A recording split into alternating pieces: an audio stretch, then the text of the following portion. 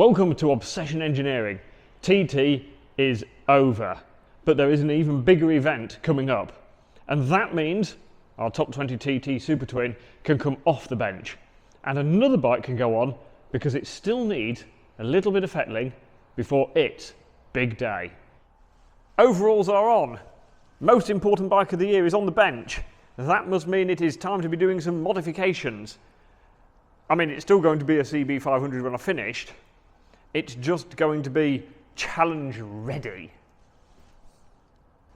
So a quick recap for anybody who's not been following the challenge build-up so far. On the 21st of June, this bike, with me sat on it, is going to journey from Land's End to John O'Groats in a day, with no motorways. Along with a group of sort of 30-odd other complete lunatics, we're doing this challenge of nearly 1,000 miles in a day on £600 motorcycles to raise money for Cancer Research UK. Because we all know cancer sucks. And so we're going to do our bit to raise as much money as we can to fight against cancer. This is my Cancer Beta 500, but I'm not trying to raise £500, I'm trying to raise £25,000 to aid Cancer Research UK in the incredible work they do. So please, please, please, press the link in the corner, give us some money, and enjoy watching the pain and suffering as I get this bike ready and then try and ride it for an entire day and night to get from one end of the country to the other. So I've been on the road now with the mighty Honda for a few weeks, and I will admit it's actually quite a good little bike. The only problem is it is quite a little bike, and to do nearly 1,000 miles in a day I need to improve some comfort and touring options, and the first one of those is going to be the seat, because that's quite critical. At the moment the seat is quite comfortable for about 10 miles. And then my hips start aching because I'm sat too low, and the natural sort of shape of the seat is sculpted up quite a lot at the front, and that pushes quite a lot of pressure on my testicles, and that for 1,000 miles is not going to be fun. Some people might like that sort of thing. I'm not one of them, and so I've already sort of levelled the seat off, and with self-adhesive seat foam I've got it relatively flat and a little bit higher than before. But I'm not finished yet, so that's going to be one of the modifications we're going to finish today. The screen of the street style fairing is actually relatively good at keeping the wind off me. It is no good at all at keeping the midges off, and when you're riding in Scotland at night there are a lot of midges, and so there will be an improvement to the screen. I also need to fix the mirror that broke when the bike fell on my van. I was more annoyed that it dented my van, but that does still need fixing because at the moment that's quite wobbly. The CB500 is quite good fun, the motor is quite zippy in it and it's quite entertaining, but to get the throttle all the way open is a very, very, very long way round the throttle grip, and so what I need to do is make that action a bit shorter if I can, especially because I've put like a throttle buddy thing on to rest my wrist on. If you're cruising at motorway speed, your wrist is that far bent round to hold that open that it doesn't work, so that definitely needs some attention. And then there are some cosmetic tweaks and a couple of last little mechanical things, but I think we ought to start with the seat, because that's the bit I'm sat on and I'm going to be there a while, so I'm taking that as #1 priority. So we're going from that seat base to this seat base, and you can notice a couple of significant modifications. The most obvious one is, of course, a bit of a gap at the front so that things can just sit there and have a little bit of space, and that should make things more comfortable. But the other thing down here, this channel, this groove, this is learnt from the world of racing bicycles. So just behind a gentleman's area, there is quite a lot of important blood vessels that supply blood to that important area. And in racing bicycles they realised that there's a lot of pressure on that area, and it used to cut the blood flow off to the gentleman's area. And so to aid blood flow now, most racing bike seats have a sort of channel like sculpted out or cut out of them, because then the blood flows correctly.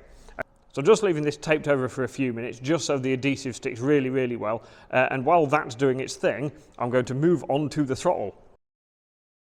The CB is blessed with many useful traits, like incredible Honda reliability, One thing it doesn't have though is a lot of power, and so you spend a lot of time with the throttle quite a long way open, and that means your wrist gets quite a big workout. And so what I need to do with that is try and make the action from open, closed even to open, a little bit shorter to give my wrist an easier time.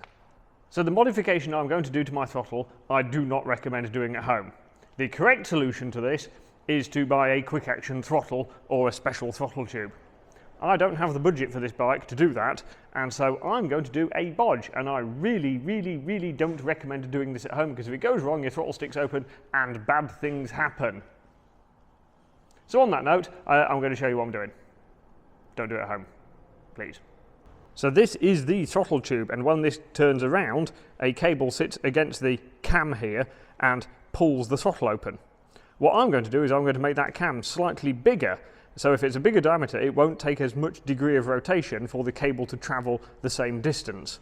And so what I'm going to do is I'm going to glue a piece of cable tie on top of here, and that will expand the cam a few millimeters and increase the ratio. As I said, this is a bit of a bodge. Before I took the throttle apart, I marked how far the travel went. So full open is still in the same place. The difference is where the throttle is closed, we've saved that much. However many degrees that is. But whatever it is, does mean that when I'm cruising along at higher speed, it should just take a nice few degrees off my wrist angle, make the job a bit more comfortable. So with my seat a little bit higher and my throttle a little bit more open, the next thing to do is sort out the wind protection. Or in fact really it's the bug protection. Because once you get up into Scotland, in the depths of night, there are a lot of midges. And you don't want them covering your helmet, so you want to get something in the way. Old TT screen. This one's this old, it's actually off my ZX-10, so this will date back to about 2008 or 9 or 10ish. And what we're going to do with this is put it about there on top of my street style screen, and that's going to keep the bugs right off me, which should be excellent. I mean, when I test ride it we'll find out if there's any horrendous turbulence or whether it just breaks the original screen off the bike, but I feel they're problems for another day. Let's just commit to trying it. Over the years I have drilled through a lot of Perspex screens with a drill. And it's very easy to break a screen with a drill. And I've seen people sort of melting through them with soldering irons and doing odd little things. I don't. I go straight in with a drill, but what I do is go really fast with the drill, but with very little pressure, so the drill basically still melts its way through instead of actually really having to cut very much. So, find my position.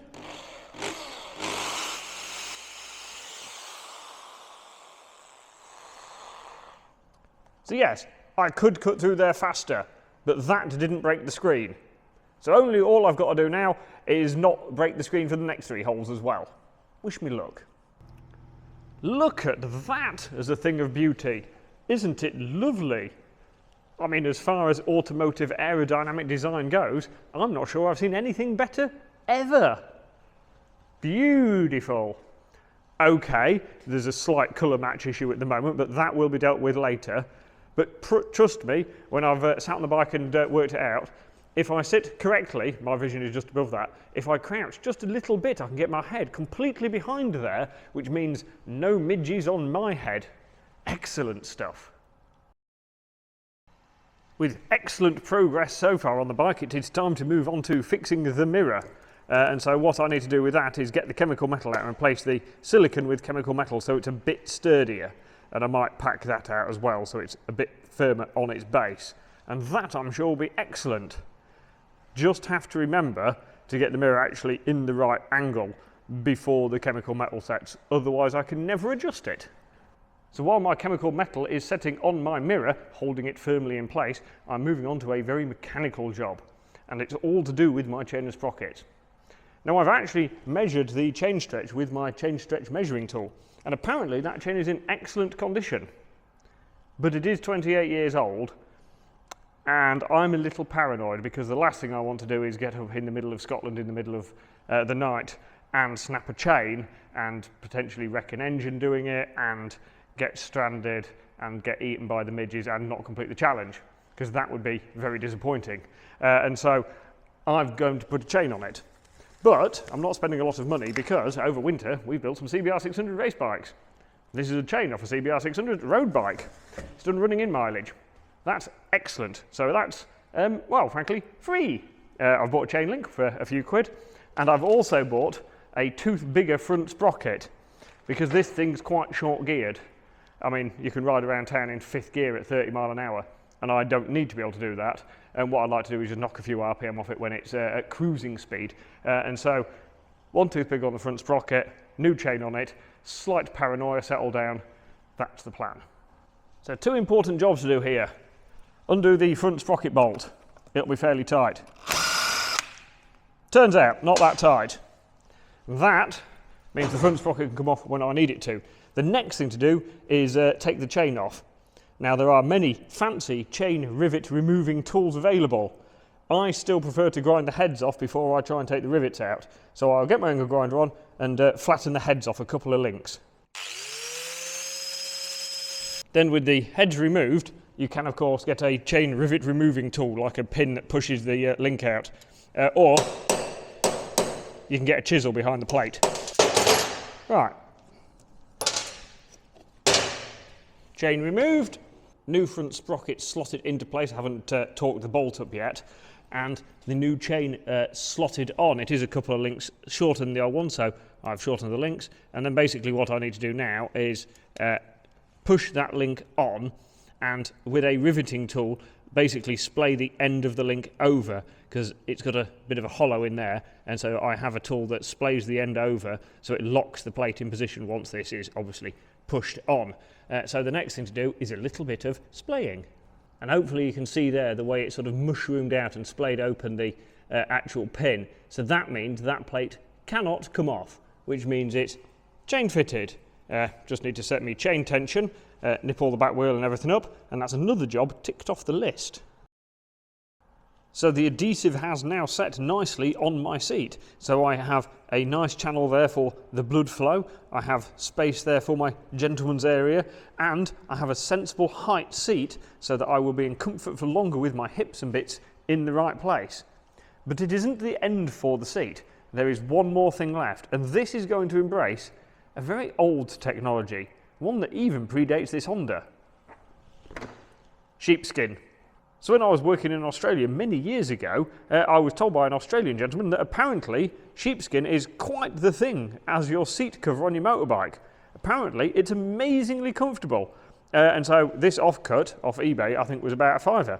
And so I'm going to work out some way to actually sort of attach it to the bike, and then on a test ride we'll find out whether this really is the answer for all-day comfort on your touring motorbike. Turns out fitting my sheepskin has been particularly easy. There was enough length on it I could just tuck it under the seat as I push the seat down and it locks against the frame rails. And so my sheepskin is now fitted, and I reckon it adds a whole new element of chic, or should that be sheep, to my bike. So with my sheepskin chic upgrade done on the CB500, there is actually only one thing left to do on the challenge bike, but it might take me a while. So I'm going to do it tomorrow. So I shall be back in a moment. Today's job should be the very last thing I need to do to get the CB500 ready for the longest day challenge, ready to fight cancer and raise money for Cancer Research UK. If I'm honest, this involves some stickering along some very odd shaped surfaces. So there's a distinct possibility this is going to make me look completely incompetent and could take a while. And so what we're going to do is we're going to use a thing I refer to as magic. So here we go, black, but in 3, 2, 1, ta-da! Subtle, isn't it? Yeah. You might notice I've just changed one minor detail with the bike, and it's the colour, just in case you hadn't already noticed. I will be honest, wrapping vinyl, not as easy as some people make it look, and this has taken quite a few hours, but from a distance I'm hoping it will be quite striking, and then people will want to come closer, and then they will see the adverts that will be stuck on it later, and then they will give more money to Cancer Research UK, and then this will be worthwhile, hopefully, because otherwise I've just got to ride a 2,000-mile round trip on a pink CB500. So from a distance it might look absolutely perfect, this wrap. Close up there might be a couple of little features that maybe don't quite finish to the professional standard I would like. The fuel tank was especially awkward to do. But it is definitely pink, and that will definitely attract attention, which is basically what I'm going for. And I actually think it looks quite good if I squint and look the other way. It will need a few extra stickers. There will be some QR code things and basically some Cancer Research UK stickers plastered across it. But it is definitely pink. That's basically all I can say about that now. So other than a last few little stickers, the bike is ready. I probably ought to go and test ride it again to make sure the screen doesn't fall off and the throttle doesn't stick open, but they're minor details really. I'm saying that that is ready to do the longest day challenge. Nearly 1,000 miles in a day, Land's End to John O'Groats, no motorways, 600 quid CB500. It's going to be tough, it is going to be a challenge, so please, please, please, give me money so Cancer Research UK can continue the incredible work they do fighting cancer. It'll help keep families together, it will help people live longer, and that is worth it. So please, laugh at me while I'm riding that, but give me money. It's for a good cause.